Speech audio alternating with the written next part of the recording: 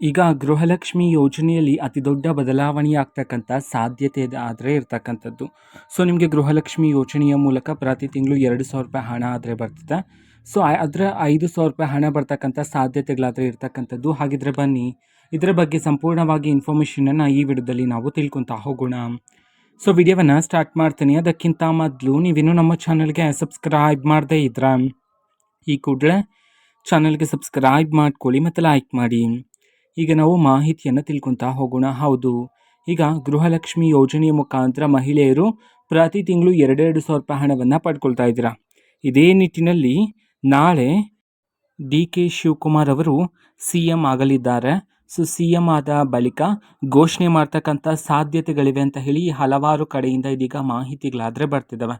So ಹಲವಾರು ಘೋಷಣೆಗಳಾದರೆ ಇದೆ. So ಅದರಲ್ಲಿ ಪ್ರಮುಖವಾಗಿ ಗೃಹಲಕ್ಷ್ಮಿ ಯೋಜನೆಯ ಹಣವನ್ನು ಏರಿಕೆ ಮಾಡ್ತಕ್ಕಂಥ ಸಾಧ್ಯತೆಗಳಾದರೆ ಇರ್ತಕ್ಕಂಥದ್ದು ಅಂತ ಹೇಳಿ ಇದೀಗ ಮಾಹಿತಿಗಳಾದರೆ ಬರ್ತಿದ್ದಾವೆ.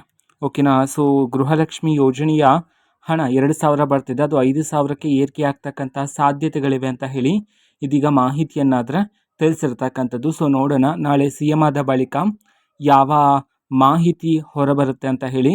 ಸೊ ಅದನ್ನು ಆದಷ್ಟು ಬೇಗ ನಾನು ನಿಮಗೆ ಇನ್ಫಾರ್ಮೇಷನನ್ನು ತಿಳಿಸ್ಕೊಡ್ತೀನಿ. ಅದಕ್ಕೋಸ್ಕರ ಚಾನಲ್ಗೆ ಸಬ್ಸ್ಕ್ರೈಬ್ ಮಾಡ್ಕೊಳ್ಳಿ.